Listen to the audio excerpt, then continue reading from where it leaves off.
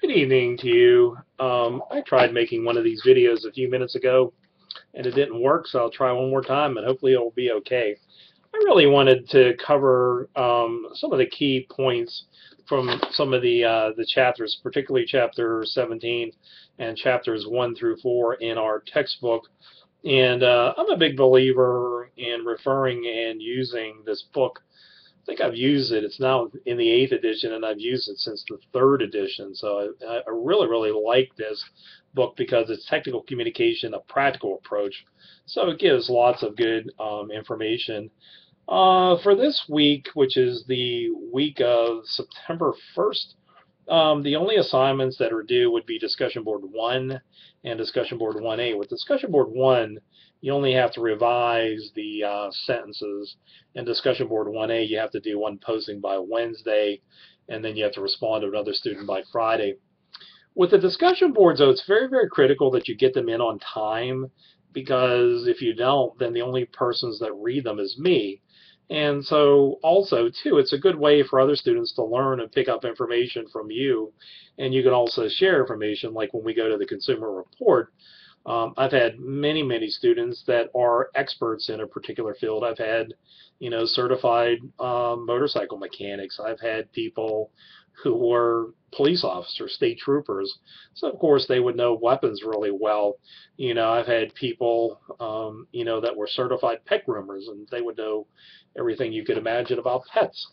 So, anyhow, that's what we'll be working on this week. A couple items that I wanted to mention to you. Here's this in the very back of our book. There is a planning form, and they also have that in one of the chapters in our textbook. This is a good form to photocopy and to fill out to help you to plan and organize documents that you have to do for this class or even for work. There is also a chapter that they've added in this edition that they did not have previously, web pages and writing for the web. And there is also a web planning form on page 529 in our book. So I just wanted to mention that if you have to design a web page or update a web page for your work or, for whatever, that is in here. And so that's really, really good information. In Chapter 17, we're really working on specificity or trimming down your writing. And I can't tell you how important it is to be specific and accurate in your writing. In technical communication, the trick is to be concisely descriptive, okay? And so that's what Chapter 17 in our book really focuses on, which is style and technical communication. I would look at this chapter actually more than once, but I'm going to reference a couple of pages and really get into this. From about pages 636 to around 646, they talk about clear writing and guidelines for sentence style in 637, but they talk about various sentence length, but seek an average length of 15 to 20 words. So you're writing in a more trimmed down sort of style. The key points there on 638 is to be concise, to put action into verbs, short and wordy phrases. One of the ones that many people use or on 639 is like due to the fact that you can use because or since, replace long words with shorter ones, and cut out extra words, which we're really working on in the assignment for Discussion Board 1. That's what you really have to work on in this class, is writing clear, trimmed down sentences, and then you're also going to have to work on your formatting, because formatting in technical communication can be as accurate as content. 643 goes over be accurate in your wording, and 644. And then the other one that I wanted to mention here is using the active voice. I had a student some years ago, she wrote this sentence: over the weekend, the roof and trusses were installed on my home. And I said, who put them on? And then she rewrote the sentence and said, my husband, who is a contractor, and his crew installed the roof and trusses over the weekend. So that's much more clear as far as who is doing what. And as much as you can, that's very, very useful. The only time you don't want to use the active voice is with bad news, if you're delivering bad news. So instead of saying Commercial National Bank of Pennsylvania cannot grant you the loan because you have a poor credit score, you won't want to do that.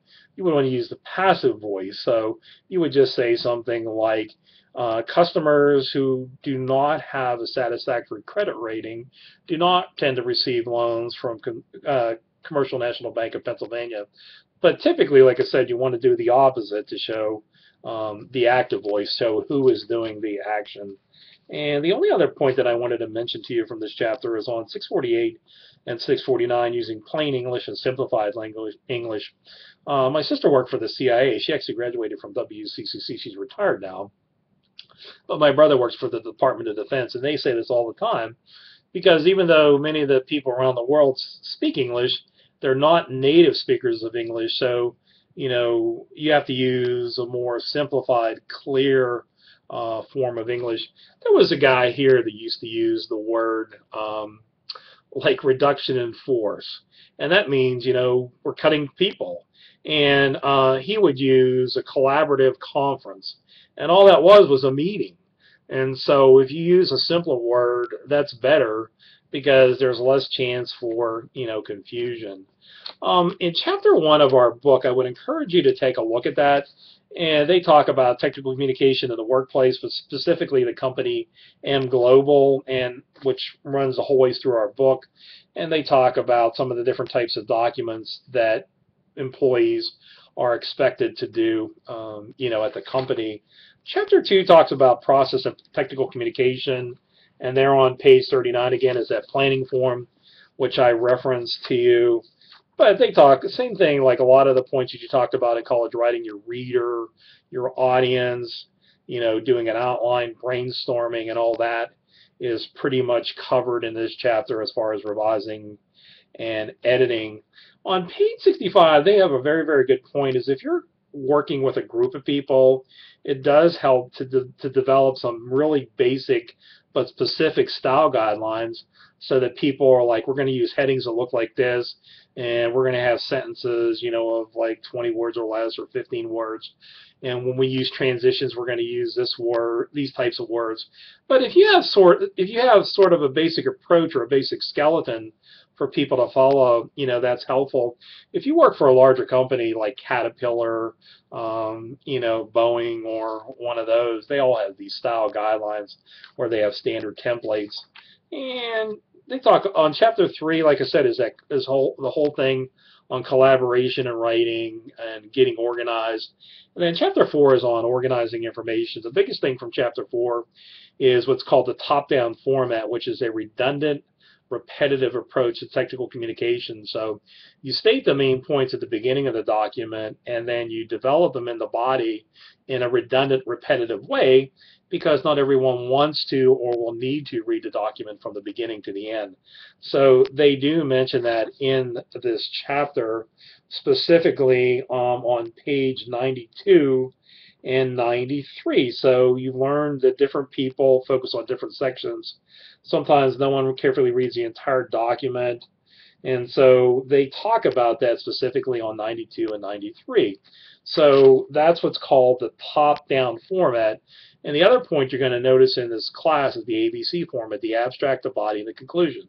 No matter if you're writing an email, a letter, a memo, a report, a longer report, they all follow that same, basic format. So that's what you'll see consistently. And so they mentioned that on page 94. So that ABC format, it follows the whole way through this book, and it's just something that I do, want to stress to you.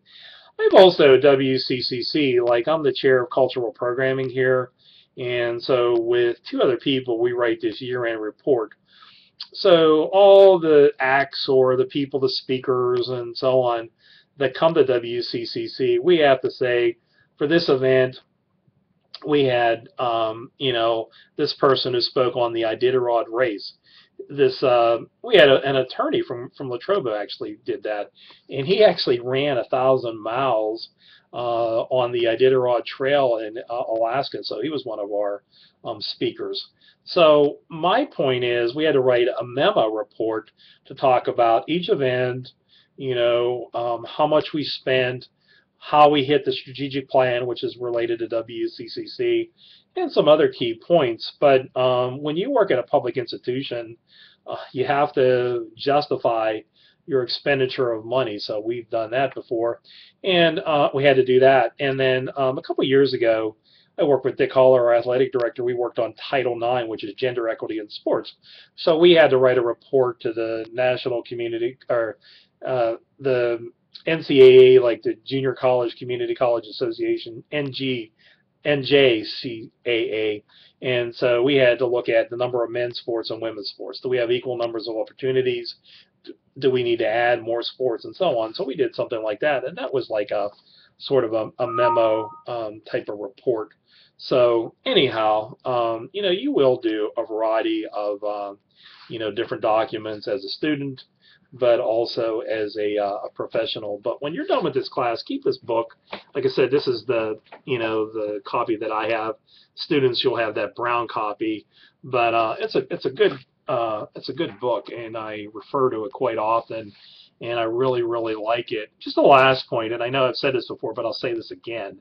Sometimes as a consumer, you can call a place and complain, but you really have to put something, into writing, and if you don't, you really don't get anywhere.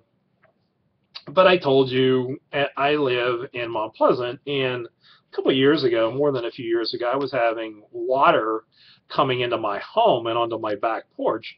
So I had to write a document, a letter, actually a series of letters, to have a pipe that would run through my yard and would take away, this water runoff. And really, water can be pretty damaging to your house. So I had to take pictures and document and everything like that. And it took time, but it really resolved the problem, because some places you call them, they won't talk to you on the phone. They'll tell you to put it in writing. And so that's what you have to do. And I had a student a couple years ago, and she had a really bad experience with U.S. Airways. And she wrote a letter, and she just basically explained what happened is she had a business meeting, and she was a non-traditional student, and she was trying to get to Dallas-Fort Worth, by 11 o'clock in the morning. And it ended up she didn't get there until 7 o'clock p.m. She missed this meeting. They lost her luggage, and a whole series of calamities occurred. So she wrote a letter and just basically explained what happened. And so she ended up getting a free round trip ticket. And then they also made some other adjustments for her. But she said the letter wasn't perfect, but she wrote it, and she was glad that she did. The key point is that 90% of people will have something that will happen to them in the course of their life. But sometimes only about 15 or 20% of the people complain. But they say of those people complain, more than 85% or 90%, will get a response or get some satisfaction. I'll tell you what, on social media, if you write and make a complaint today, they respond pretty quickly. So anyhow, I just wanted to give you a few comments. So as a student, obviously, you write a certain amount. As a consumer, you do, but then of course as a professional, and for the most part, in many jobs you won't be writing a great deal. In other jobs you have to write a good amount, and people look at your writing. And just one last example for you. I teach a criminal justice writing class, and there was a man that came in from the state of Pennsylvania, and so his job is to assess and examine and do some work on looking at people who are sexual predators or pedophiles, that sort of thing. It can be different ages. But anyhow, he just said you have to deal with psychologists, you have to deal with the law, the media, and then you have to deal sometimes with the media, but you have to deal with the legal system, and sometimes, you have to deal with other people. And he says he has like 40 active cases at one time. So there are some weeks that he's there at the office 10 or 12 hours, and on the weekends he might be in the office 10 or 12 hours on a Saturday. I actually, there was a speaker here at WCCC last year, and it was an assistant district attorney and some others, but they were talking about a young woman in Greensburg who was murdered by these 6 individuals. The district attorney John Peck and the assistant district attorneys, I think there were two of them, they prepared for 3 months to go to trial with this first, murder case.